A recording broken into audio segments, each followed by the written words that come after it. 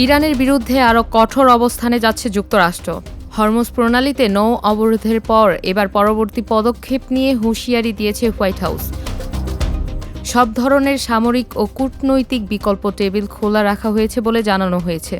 মধ্যপ্রাচ্যে উত্তেজনার পারদ এখন তুঙ্গে। বিশেষ করে হরমুজ প্রণালীকে কেন্দ্র করে ইরান ও যুক্তরাষ্ট্রের মধ্যকার স্নায়ুযুদ্ধ নতুন মোড় নিয়েছে। সম্প্রতি বিবিসিকে দেয়া এক প্রতিক্রিয়ায় হোয়াইট হাউস স্পষ্ট জানিয়েছে, ইরানের যে কোনো কর্মকাণ্ড মোকাবেলায় সব ধরনের বিকল্প এখন খোলা রাখা হয়েছে। হোয়াইট হাউসের মুখপাত্র অলিভিয়া ওয়েলস জানিয়েছেন, প্রেসিডেন্ট ইতিমধ্যেই হরমুজ প্রণালীতে নৌ অবরোধের নির্দেশ দিয়েছেন।